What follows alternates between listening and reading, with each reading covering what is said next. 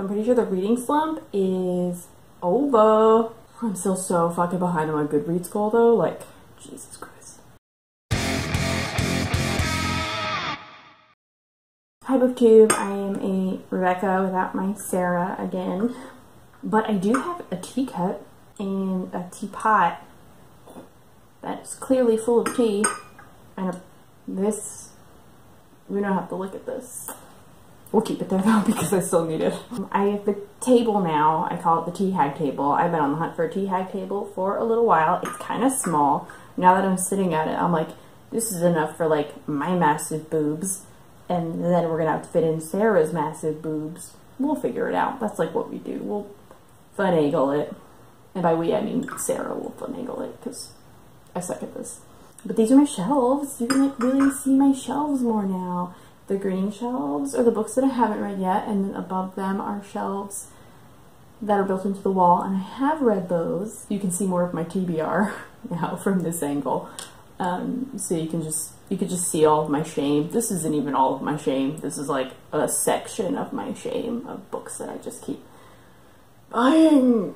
So today I want to talk about BookTubeAthon. BookTubeAthon was like a massive success for me. Not in the fact that I didn't do anything that I said I was going to do, but I did read books. I said I was going to do that, so I did one of the things that I said I was going to do. I didn't vlog or anything. I was actually having trouble with like camera situation, so I didn't end up vlogging. One day, one of these days I'm going to be like, I think I'll vlog, and then I'll actually do it. I think I'm like 0 for like 6 right now, but that's alright. So the first book I read for BookTubeAthon, it was the coin toss win, and it was First and Then. I was actually a little worried about this because this was the first book I was reading that was like regular length. I was a little reluctant to go into this. I was worried, and then I just genuinely really got into it. It's a cute contemporary. It's about a girl's senior year. I don't know. She's like a crush on her BFF, and then who doesn't like her back, and then she kind of like gets involved with this football player, and like her cousin moves in with her, who's so great. I love him. What's his name? Foster. He was wonderful. I loved Foster. This was a good book. One thing I really liked about this book was that like, so often in books, I try so hard to like make sure I don't write this when I write.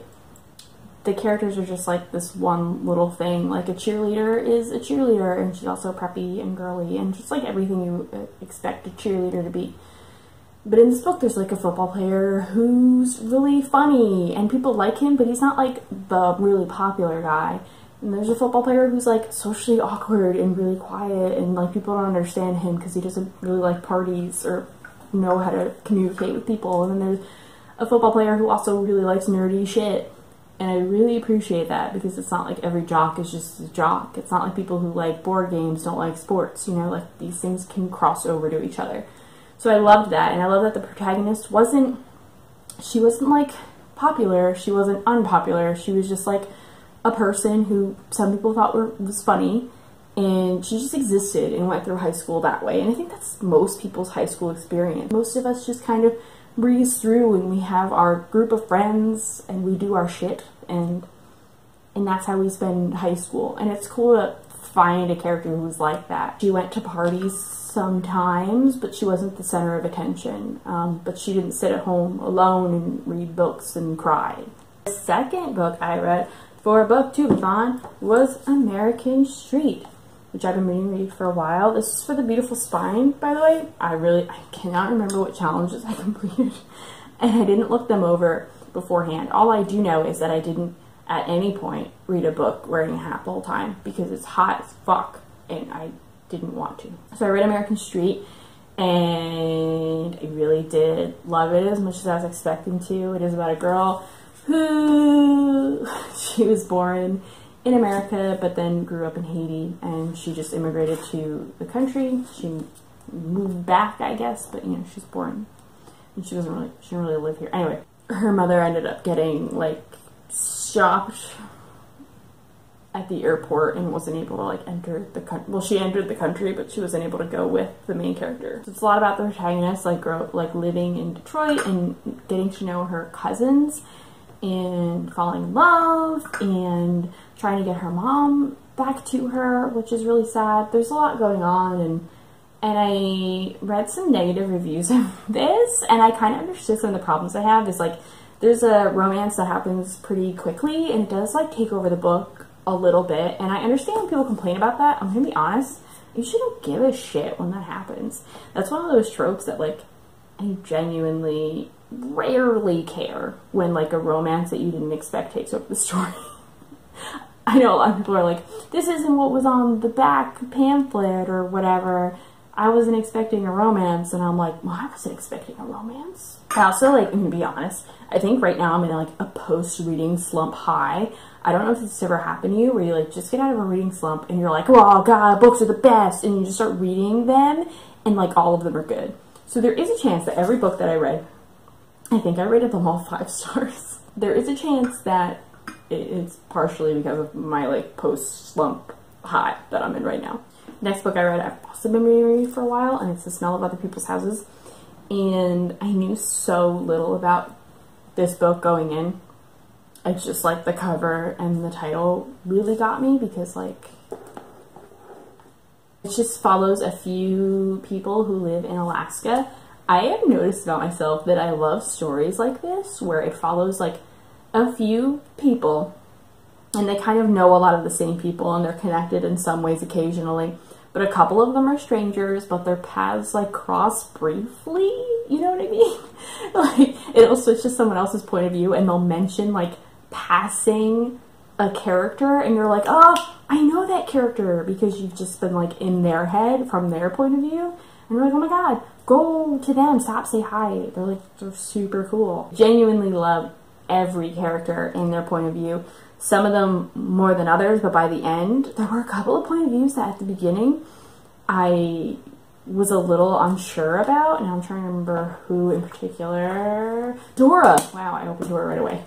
Dora, I liked her, but I was like, her point of view wasn't my favorite, and I didn't love her. And by the end of the book, I fucking loved her, just like I fucking loved everybody else. And to accomplish that in this amount of time, when you only get a few chapters from her point of view, because there's like 4 points of view with this short of a book, and it alternates.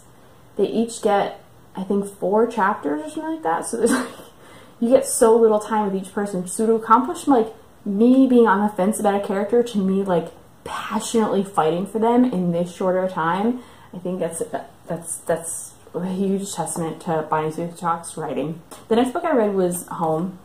It's the next book in the Binti series. I liked Binti. I did. I felt a little unsure about it. I don't read a lot of short stories. I don't read a lot of novellas.